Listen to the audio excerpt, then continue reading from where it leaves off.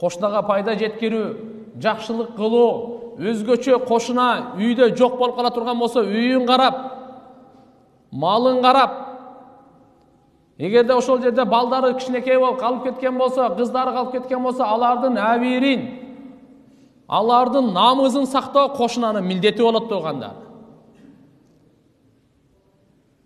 Уурулук дүйнөнүн бардык жеринде арам. Көчөдөбү, базардабы, мамлекеттеби, жекеби, мечиттеби, кошунаныкыбы, үйдүкүбү, бирок арамдыгында даражалары бар тургандар.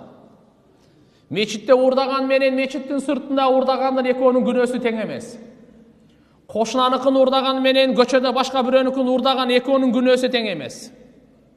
Кошунаныкы 10 эсе көп.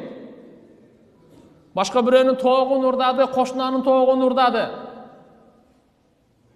10 эсе күнөө жазылат буга көбүрөөк болду.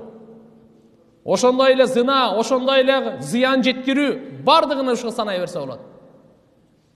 Bir кошуна бир алымдардан хикаят келет.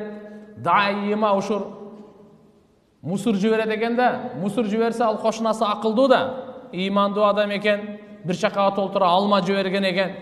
Мен буга мусор жиберсем бул мага алма жиберет. Айткан экен, ким жүрөгүндө эмне болсо ошону берет да депчи.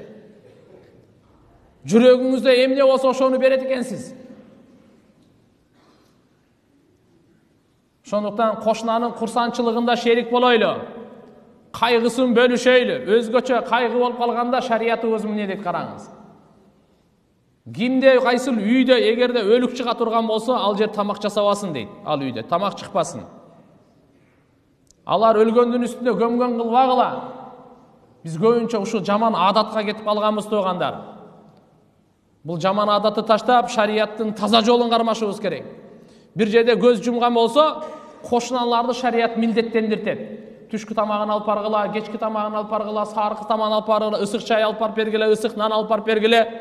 Бөлүштүрүп, ошо кошуналардын милдети. Тияк бияктан конок-поноктор келип калат, батпай калат, кошуна үйдүн ача койсун.